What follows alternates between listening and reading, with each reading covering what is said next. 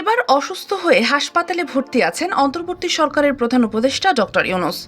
হঠাৎ কী রোগে আক্রান্ত হলেন তিনি, আর এই মুহূর্তে তার অবস্থা কতটা গুরুতর, সবটা জানতে হলে চ্যানেলটি সাবস্ক্রাইব করে সম্পূর্ণ ভিডিওটি দেখুন। সুপ্রিয় দর্শক, বেশ কয়েকদিন ধরেই ডক্টর ইউনূসকে নিয়ে তোলপাড় সোশ্যাল মিডিয়া জুড়ে। অন্তর্বর্তী সরকারের প্রধান উপদেষ্টার চিকিৎসার জন্য মেডিকেল বোর্ড নিয়ে নানা বিভ্রান্তিকর তথ্যের প্রেক্ষিতে বঙ্গবন্ধু শেখ মুজিব মেডিকেল বিশ্ববিদ্যালয়ের সঙ্গে যোগাযোগ করা হলেও হাসপাতাল কর্তৃপক্ষ বলেছে ডক্টর ইউনূস হৃদরোগে আক্রান্ত কিনা সেটা তারা জানেন না। এই সপ্তাহে বিদেশি কয়েকটি গণমাধ্যমে রিপোর্ট প্রকাশিত হয় অন্তর্বর্তী সরকারের প্রধান উপদেষ্টা ডক্টর ইউনূসের হার্টের গুরুতর সমস্যা দেখা দিয়েছে। জরুরি ভিত্তিতে তার হৃদযন্ত্রে অস্ত্রোপচারের প্রয়োজন হতে পারে, এজন্য বিএসএমএমইউ হাসপাতালে বেড রিজার্ভ করা হয়েছে, প্রস্তুত রাখা হয়েছে চিকিৎসক দল। কিন্তু হাসপাতাল কর্তৃপক্ষ বলছে এই ধরনের কোনো সিদ্ধান্ত তারা নেননি।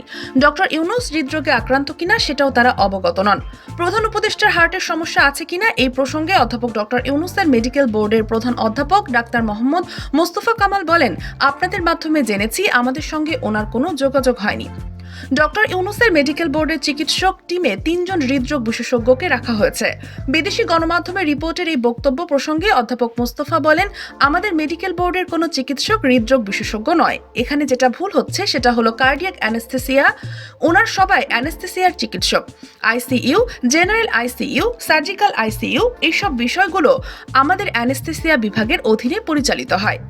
ভয়েস অফ আমেরিকার হাতে আসা মেডিকেল বোর্ডের চিঠিতে বলা হয়েছে, প্রধান উপদেষ্টা ডক্টর ইউনূসের জরুরি চিকিৎসা ব্যবস্থাপনা নিশ্চিতকরণে ইন্টেনসিভ কেয়ার ইউনিটে আইসিইউ ২ এবং ২১ নম্বর বেড সার্বক্ষণিক প্রস্তুত রাখা হয়েছে। জরুরি রাত্রিকালীন চিকিৎসার জন্য ৭ জন চিকিৎসকের টিমকে নির্দেশ দেওয়া হয়েছে।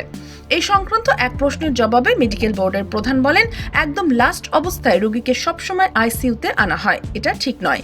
দেখা গেল যে হঠাৎ করে একটা দুর্ঘটনা হলো, তখন অনেক রোগীকে আমরা আইসিইউতে নিয়ে আসি, কিছুক্ষণ রেখে কিংবা একদিন রেখে ভালো হলে চলে যেতে পারে, কিংবা নর্মাল বেডে চিকিৎসা নিতে পারে। ভিআইপিদের জন্য সবসময় আইসিইউ বরাদ্দ করে রাখি, সেটাতে সাধারণত ভিআইপি বা এই ধরনের রোগীদের চিকিৎসা দিয়ে থাকি বলে যোগ করেন অধ্যাপক মোস্তফা। ডক্টর মোহাম্মদ ইউনূসের মেডিকেল বোর্ডে পূর্বের নিয়মতান্ত্রিক পদ্ধতির অংশ বিএসএমএমইউ হাসপাতালের আগে বঙ্গবন্ধু শেখ মুজিব মেডিকেল বিশ্ববিদ্যালয়ের উপাচার্য অধ্যাপক সাইদুর রহমান জানিয়েছেন, বিশেষ কোনো পরিকল্পনা নাই। পূর্বের নিয়মতান্ত্রিক পদ্ধতির অংশ হিসাবে অন্তর্বর্তীকালীন সরকারের প্রধান উপদেষ্টা ডক্টর মোহাম্মদ ইউনূসের জরুরি চিকিৎসার প্রয়োজনে মেডিকেল বোর্ড গঠন ও চিকিৎসার যাবতীয় প্রস্তুতি নিয়ে রাখা হয়। জরুরি অবস্থার জন্য কেবিন ও আইসিইউ বেড রাখা হয়। তারই ধারাবাহিকতায় এবারও অন্তর্বর্তীকালীন সরকারের প্রধানের জন্য একটি মেডিকেল বোর্ড গঠন করেছি। তিনি জানান, আরেকটা আমরা আইসিইউ বিভাগ করে থাকি। ভিআইপির জন্য বাড়তি সতর্কতার অংশ হিসাবে এই টিম কাজ করে।